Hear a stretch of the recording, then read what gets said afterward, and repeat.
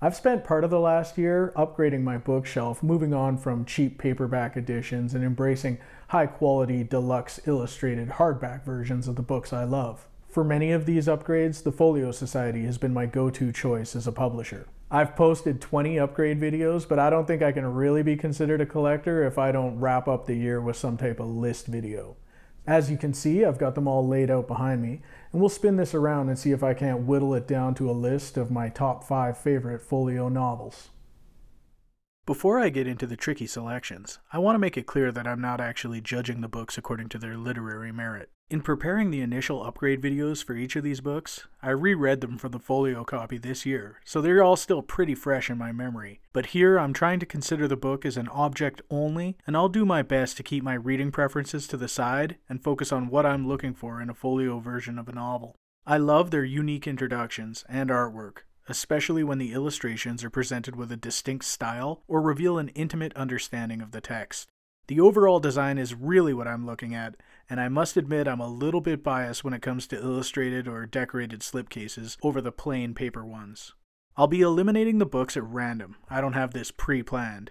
And just because I take a book off the table early, it doesn't mean that everything else that's still on the table is better. I'm just going where my eyes land in no particular order. Let's start with a couple of James Joyce's. We've got Dubliners and A Portrait of the Artist as a Young Man. Folio has done some Joyce books that look really nice, with Ulysses and Finnegan's Wake, but I don't have those, and each of these unfortunately left me wanting.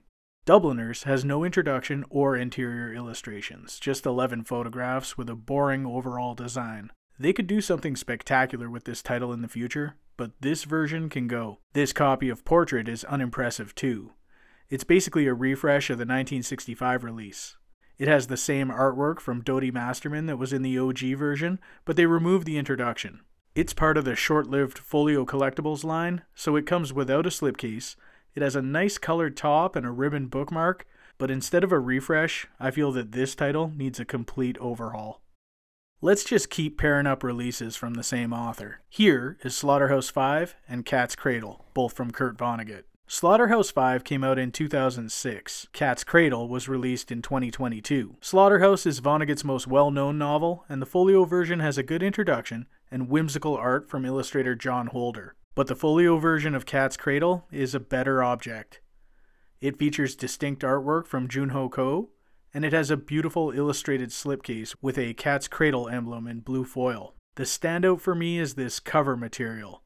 It isn't cloth or buckram like most of the others, but is a laminate paper that feels great in hand. This one needs to stay on the table for now.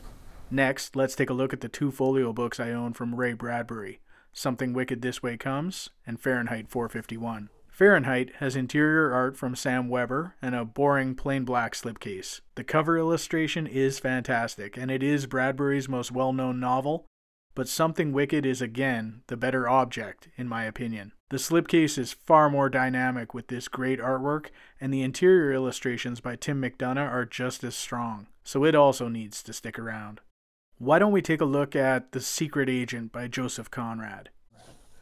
This is the original release, part of the Joseph Conrad collection from 1999, with 12 lino-cut prints from Francis Mosley. 20 years later, they released this version with artwork from Ben Jones. It has a cool spot varnish slipcase. I love the design on these old Conrad releases, but in this case, the new version of The Secret Agent just offers a little bit more. Next, we'll take a look at the Claudius books by Robert Graves. I, Claudius and Claudius the God are a couple of classics released from the mid-90s. The great thing about these is that they have a lot of artwork in them. Most of the more modern novels up here have 6 or 7 pieces of color art, while these each have 8 color illustrations and over a dozen integrated black and white drawings too. Neil Packer is the artist, and he provides a matching design here. Between the two, I'm just partial to the purple cloth.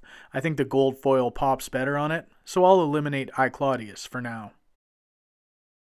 Let's take a look at Nostromo, also by Joseph Conrad. This is actually the first release from 1984. Artist Paul Hogarth has 15 pages of color illustration in here, and it has a great cover designed by David Eccles. Unfortunately, they reused the same introduction here, but I'm still going to go with the blue version. Francis Mosley produced a ton of lino cuts as he worked on the Conrad collection. Some of the artwork in the early books isn't as strong, but the later stuff is really good, and in Nostromo's case, he killed it. The book lends itself to artwork with dark, dramatic images, and that's what you get in this version. I guess that brings us to Heart of Darkness. This copy of the novel from the complete Joseph Conrad collection also has Francis Mosley lino cuts, but they aren't as strong as what we saw in Nostromo. The more recent release from 2014 has a fresh introduction, an illustrated slipcase, and a stunning cover by Sean McSorley, who also does the interior artwork.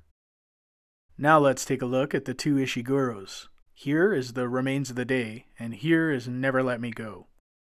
The Remains of the Day is a great novel, and this copy has strong artwork from Finn Campbell Notman, but it does not feature an introduction, which is a big strike against it. It pains me to do it, but I have to eliminate it, especially when it's right next to a novel that offers much more of what I'm looking for from a folio release.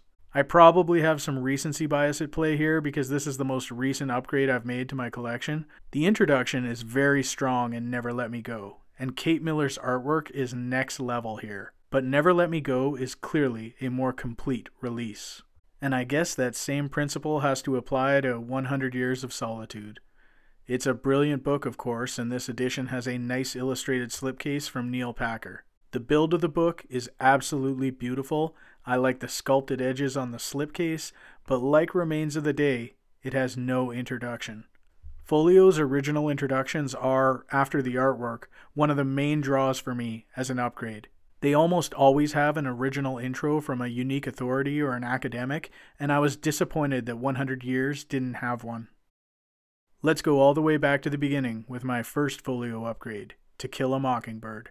Like the Claudius novels, this book has a wealth of illustrations. I think it has 26 drawings from Afke Brouwer, and I love how the chain link motif from the cover carries over to the beginning of each chapter. Those little design flourishes are one of the best surprises in a folio book, but with only black and white artwork, I'm going to take this one off the table. And I guess that means we should take a look at the Maltese Falcon next.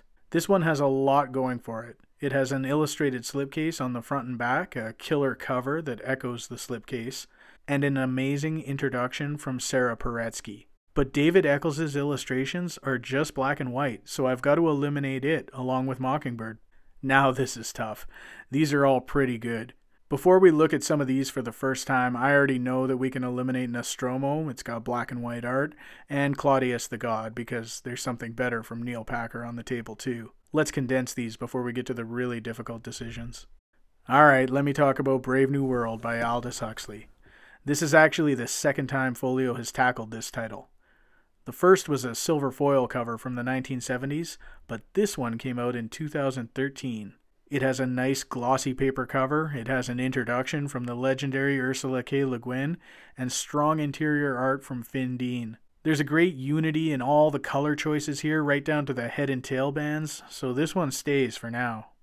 Here's Catch-22. It's also by Neil Packer, and like Brave New World, it basically has everything I want in a folio novel. Great cover, great intro, great artwork, and a cohesive design. If either of these had an illustrated slipcase, they would be perfect. The Good Soldier by Ford Madox Ford has stuck around this long because this is a solid and underrated book. It has a graphic cover with strong interior art by Philip Bannister and a top-tier introduction by Julian Barnes. It has a plain black paper cover, but these two do too. It has to stay. I love this copy of Heart of Darkness, but The Good Soldier is better. Now, how many do I have? 8? I need to eliminate 3? Okay. Let's talk about You. I've been scared to talk about Fear and Loathing. It has a great grippy illustrated slipcase, and they did this clever homage to the original release on this orange cloth cover. It's a special book because it's a complete version of Fear and Loathing, maybe the most complete version, because it contains all of Ralph Steadman's artwork from the original, plus the 2 pieces of art from the Rolling Stone covers where the book was initially serialized. Steadman's artwork has been colored by Neil Gower, and it looks great. But if I eliminate a book for a lack of original introduction, I have to eliminate for a lack of original artwork too, right?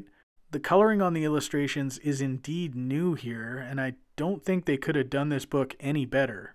But the artwork is old. But that's how it should be. Let's put you off to the side for a bit. Alright, good soldier, you're out of here, because I just remembered you have a tight binding.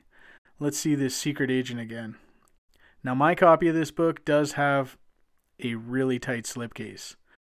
This cover is great with striking red cloth, but the interior artwork isn't at the same level as everything else that's still on the table.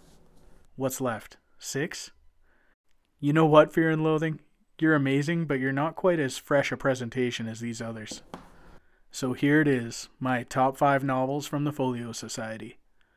In no particular order, we have Brave New World, Catch-22, Cat's Cradle, Something Wicked This Way Comes, and Never Let Me Go. I'm sure that if I went through this process again tomorrow or next week or next year, the results would be different every time. But for today, here are the best upgrades I've made to my book collection. Now let's count them down. 5. Brave New World has unique material for the cover, a distinct color palette throughout the design, and artwork that suits the sleek technology of this sterile vision of the future. 4. Never Let Me Go is a thoughtful design, with an introduction and illustrations that demonstrate an intimate understanding of this heartbreaking novel. 3. Catch-22 is a book with artwork that captures the darkly absurd and humorously cynical tone of the novel that's both quirky and potent. 2. Cat's Cradle is also a quirky novel, but here the artwork leans into the spiritual aspects of the book, and the unique materials used for the cover and slipcase help it stand out. 1. Something Wicked This Way Comes is a masterpiece of cohesive and unified design. From the slipcase to the cover to the title page to the introduction to the afterword, every part of this book is committed to the idea of a dark and sinister carnival. If you'd like to take a more thorough tour of any of the books featured in this video, I've published a detailed look at each of them, and you can find them organized under the Folio Upgrades playlist. I doubt I'll ever do 20 in a single year again, but I've got my eye on a few more Folio novels I'd like to add to my collection in the future, and I tend to keep up with their new releases, so I'm sure that 2023 will bring me more than enough opportunities to upgrade my books. If you feel I made a mistake with any of my selections, or if there's another Folio novel you know I need to give some careful consideration to in the future, just pop a comment on this video and I'll try to get back to you on it.